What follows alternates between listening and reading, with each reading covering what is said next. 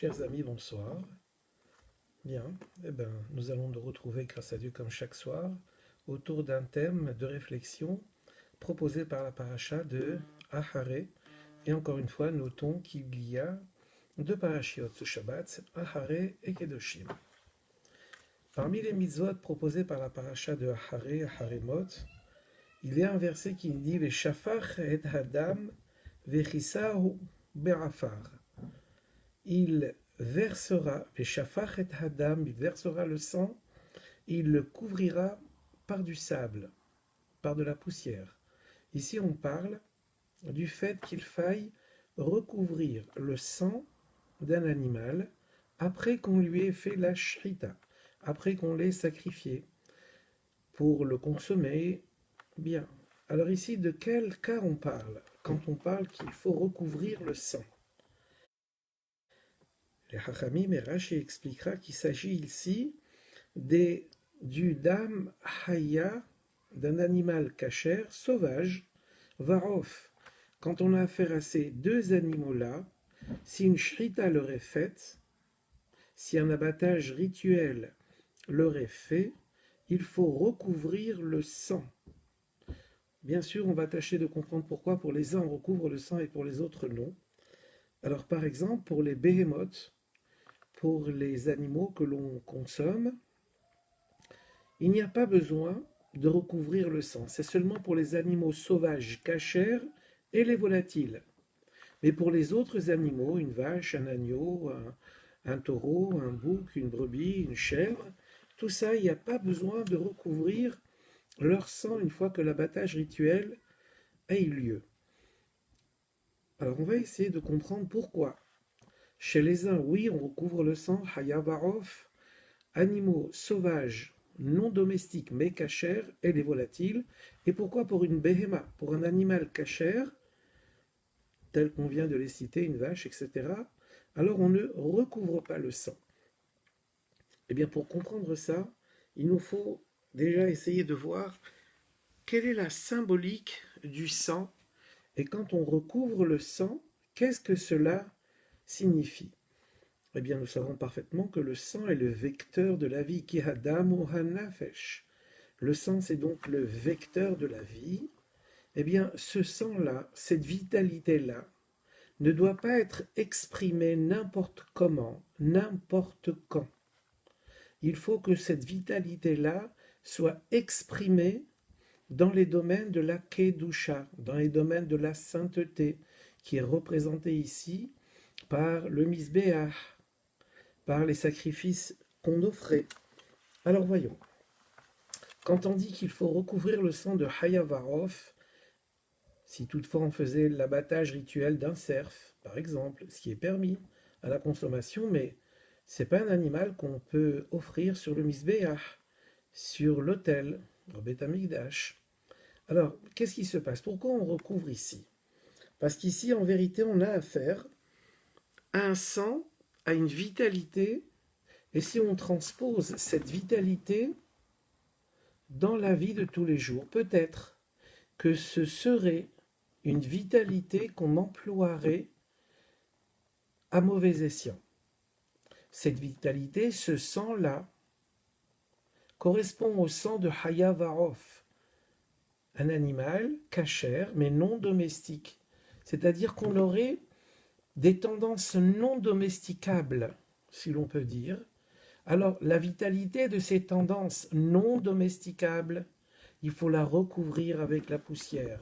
Il ne faut pas laisser cette vitalité qui n'est pas domesticable s'exprimer. Ça pourrait nous mener, ce qu'à Dieu ne plaise, très bas. Et quand on parle du sang d'une bête qui n'est pas besoin de recouvrir, c'est-à-dire que là, il s'agit d'une vitalité qui ne risque pas au quotidien de nous faire connaître des déboires. C'est une vitalité que l'on doit mettre, si l'on peut dire, dans nos besoins quotidiens. Et cette vitalité-là, au contraire, va nous aider à remplir nos devoirs au quotidien. Et donc, ce sang-là, pour la bête, pour une béhéma, pour un animal, une vache, etc., ce sang-là est un sang permis, si l'on peut dire. C'est une vitalité permise C'est une vitalité qui nous permet de vaquer à nos occupations et au contraire, qui nous permet d'employer une vitalité à bon escient.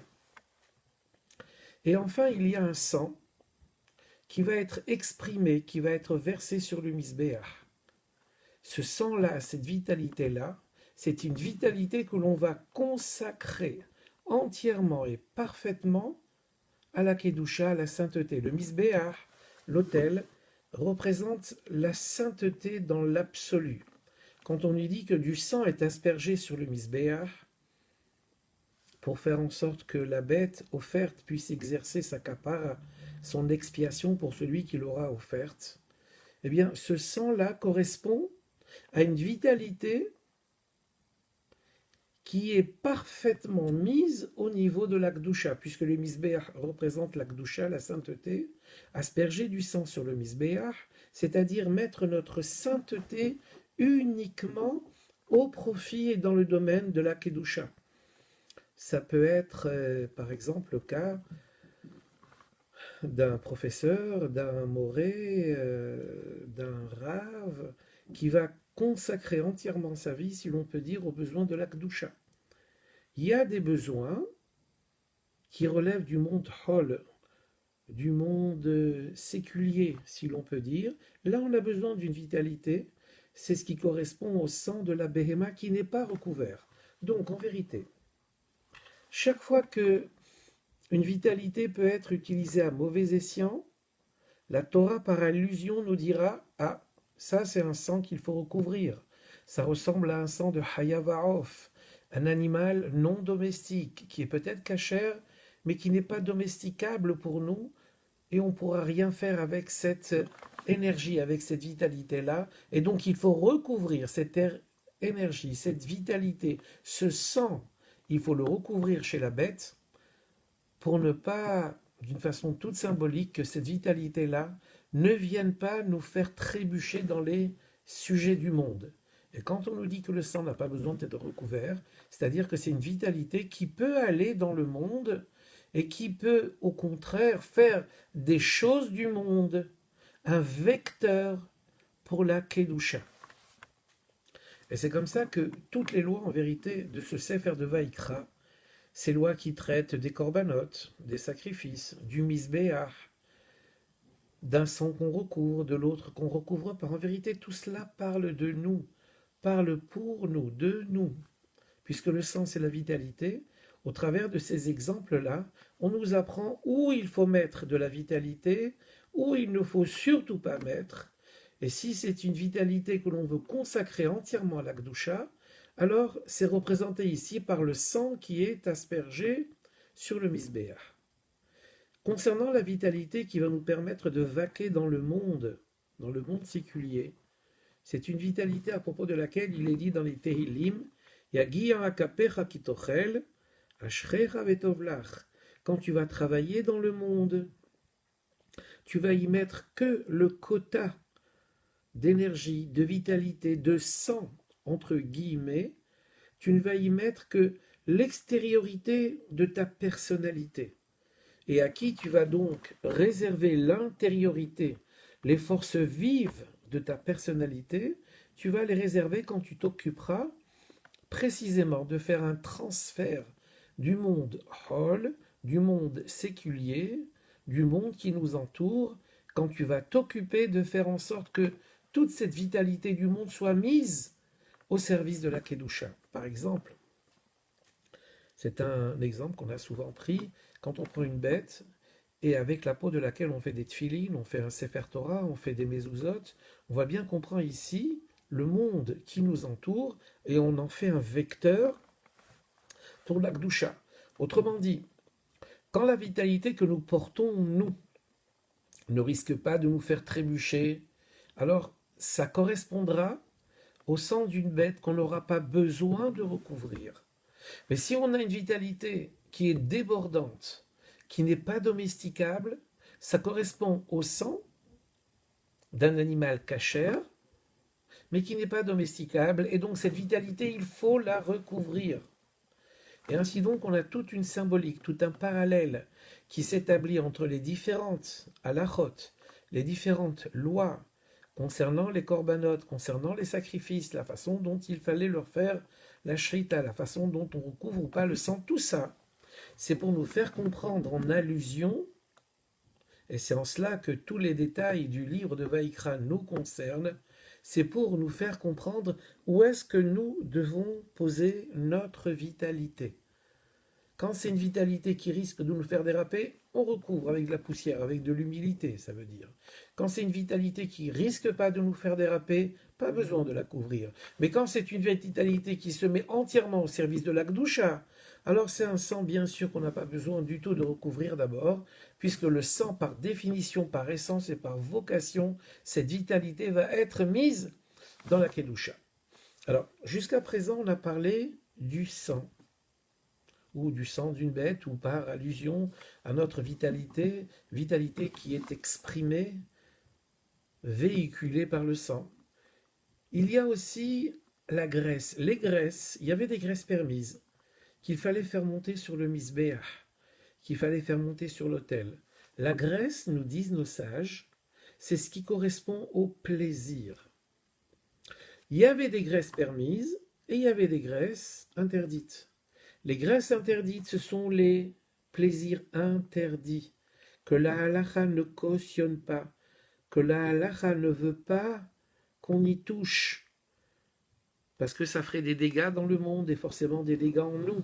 Mais il y a des graisses qui sont permises, c'est-à-dire il y a un plaisir permis. Le Shabbat du Yom Tov, le plaisir du Yom Tov, le plaisir de Shabbat, le plaisir inhérent à la Kdusha. Ça s'appelle une graisse permise. Ça peut monter sur le bisméach. Ça peut monter sur l'autel et ça peut s'inscrire dans la dimension de la Kedusha. Autrement dit, les deux choses essentielles, c'est-à-dire le sang et les graisses, eh bien tout ça, ça a une valeur tout à fait symbolique pour le juif. Le sang, c'est la vitalité. À nous de savoir dans quel domaine il faut l'exercer, cette vitalité, et si des fois il faut la recouvrir par un sentiment d'humilité, que représente ici la poussière, que représente ici le sable. Et il y a la graisse. La graisse, c'est cette notion de plaisir. Et nos sages vont un peu plus loin. Et ils disent que des fois, aller à l'extrême limite d'un plaisir permis, on va dire le plaisir de la table par exemple. Le cas de Shabbat et de Yom Tov, c'est un cas un peu particulier, quoique, mais imaginons le plaisir de la table et qu'on se mettrait à aimer un vin cachère, bien sûr, de la bonne viande cachère, mais imaginons que tout cela est consommé pendant le hol et on prendrait un plaisir à cette bonne viande, ce bon vin, ces bons mets. Alors, nos sages nous disent attention à ce plaisir, attention de ne pas aller à la frontière du plaisir permis. C'est valable bien sûr dans toutes les dimensions du plaisir, cette chose-là. Parce qu'à force de tutoyer la frontière de ce plaisir permis, le moteur de désir étant allumé, ce moteur désir, il pourrait nous faire basculer dans l'interdit, ce qu'à Dieu ne plaise. Et là, il faudrait pouvoir prendre en vérité une distanciation. C'est ça que veulent nous évoquer les sabots fendus. Le sabot, c'est une distanciation entre le pied de l'animal et la terre. Il nous faut aussi, nous, prendre une distanciation entre le monde matériel et nos envies. Il faut leur mettre un sabot et un sabot fendu. C'est-à-dire que c'est-à-dire que notre plaisir puisse, lui aussi, être dirigé au service, être mis au service de deux axes, comme les sabots fendus désignent deux axes. Nous aussi, notre plaisir permis doit être avant tout être au service de deux axes. Quels sont les deux axes? Sour mera varasetov. Écarte-toi du mal, fais le bien. Et chaque fois qu'un plaisir nous est proposé, sachons premièrement ne pas aller à la limite de ce plaisir permis, sinon à Dieu ne plaise. On pourrait, à force de tutoyer l'obstacle, on pourrait le faire tomber et tomber de l'autre côté, ce qu'à Dieu ne plaise. Et il faut en toute chose raison garder. Cette raison gardée, ça s'appelle Sourmera Varasetov. Même quand tu es engagé dans cette dimension du plaisir, attention toujours à garder en tête Sourmera Varasetov. Comme ça sera une vitalité, un sang, une énergie qui n'endommagera pas. Et c'est de ça dont veulent nous parler toutes ces halachot dans la paracha ici de Aharé, et en général de tous les korbanot. Et peut-être aussi précisons que nous avons une petite bête en nous, c'est cette âme animale, cette âme vitale, opposée précisément à l'âme divine qui est une partie de Dieu lui-même. Donc nous avons en nous et au fond de nous un petit taureau, on a de nous au fond de nous un petit mouton, on a une âme animale, ou appelée aussi, c'est vrai également, âme vitale, parce qu'elle nous sert à vivre, mais elle nous sert à vaquer à toutes nos occupations. Alors faisons attention à cette âme animale, mettons-lui des sabots fendus, autorisons-lui un plaisir permis avec de la retenue. Comme on sait par exemple que sur le plan de l'alimentation, dans un repas, on ne va pas à l'extrême de nos possibilités de digestion. On laisse un petit peu de place pour que l'estomac travaille. Eh bien, laissons aussi dans cette notion de plaisir, dans cette notion de vitalité incarnée ici par le sang, laissons une distanciation qui nous permette de ne pas nous engluer ni dans une vitalité exagérée, ni dans un plaisir exagéré, tout en sachant que et la vitalité, représentée par le sang ici, et le plaisir, représenté par les graisses, tout cela doit être mis en premier et en tout lieu d'abord dans la Kedusha, comme le sang est aspergé sur le misbéach, sur l'autel, comme la graisse est offerte sur l'autel représentant ici la dimension de Kedusha.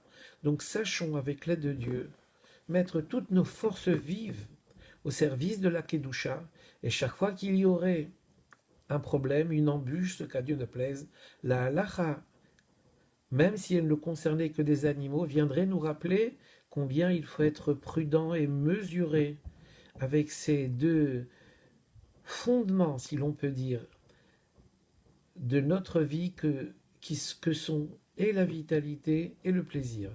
Mais tout cela, utilisé à bon escient, ne pourra que nous faire aller, avec l'aide de Dieu, dans la bonne direction. Eh bien, souhaitons pouvoir le constater sur nous et autour de nous, et que nous soyons tout entiers, comme ce sang exprimé sur le misbéach, tout entier dévoué à l'Akdoucha, bien sûr sans oublier le monde, mais à ce moment-là, on y mettrait et on y mettra dans ce monde que l'on fréquente la quantité extérieure de nous-mêmes pour ne pas compromettre la dimension intérieure, mais bien sûr ce qui est dangereux, alors il vaut mieux le recouvrir avec de l'humilité, avec du sable. Que Dieu nous aide, qu'en prenant toutes ces précautions, eh bien nous puissions servir Hachem sans tomber dans aucun écueil. Avec l'aide de Dieu, très bonne soirée à tous.